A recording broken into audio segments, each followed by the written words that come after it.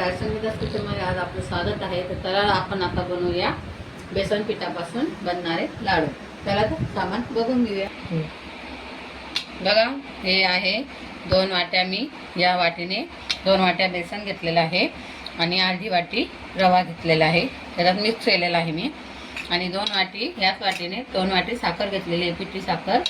त्यासाठी लागणार आहे विलायची आणि जायफळ बारीक करून घेतले, आणि काजू बदाम हे पण मी बारीक कुटून घेतले, आणि गावरान तूप हे 1 वाटी लागणार आहे. आपण आता बेसन भाजायला घेऊया.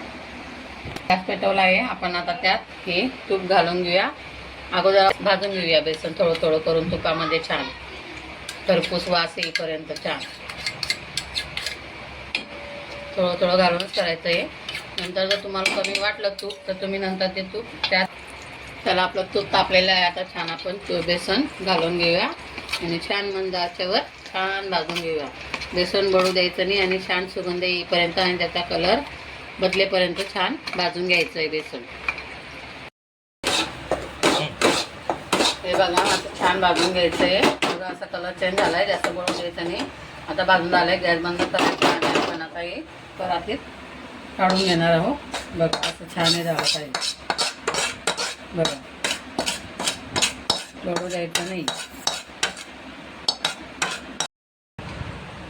बघा, हे असं भाजून घेतलेलं आहे आपण. बेसन पीठ आणि रवा छान भाजून घेतलेला आहे. बघा कसं तूप सुटलेलं आहे छान, आणि गावरान तुपात भाजलेलं आहे. आपण आता त्याच्यात हे सर्व मिक्स करून घेणार आहे. हे बघा, इलायची आणि जायफळ किसून घेतलं आहे, ते पण मिक्स करून घेणार आहे, टाकून घेणार आहे याच्यात. आणि हे जे काजू बदाम आहे ते कुटलेले आहे, ते पण मिक्स करून घेणार आहोत. हे बघा सर्व. आणि त्याच्यानंतर जी पिठी साखर घेतलेली आहे मी, ही 2 वाट्या, ते आपण आता या चाळणीने चाळून मग त्याच्यात मिक्स करून घेणार आहोत छान. कारण की ज्या गुठळ्या आहे त्या वरच्या वरातील आणि जी बारीक साखर आहे ती आतमध्ये पडेल. आपण ही चाळून घेऊया. बघा, असं आपण आता हे सगळं पिठी साखर, काजू बदाम आणि इलायची ते सर्व मिक्स करून घेणार आहोत. गरम गरम आहे तोपर्यंतच मिक्स करायचं आहे सर्व, कारण की ते गरम गरममध्ये साखर पण छान मिक्स होते आणि चवीलाही छान लागते. बघा, माझा व्हिडिओ तुम्हाला आवडत असेल तर तुम्ही करून बघा, आणि माझ्या व्हिडिओला लाईक, शेअर, सबस्क्राईब आणि कमेंट करायला विसरू नका. बघा, याच्या हाताने आहे. आपण अगोदर गरम होतो म्हणजे चमच्याने मिक्स केलं, आता थोडं कोमट झालेलं आहे म्हणून असं हाताने छान मिक्स करून घ्यायचं आहे.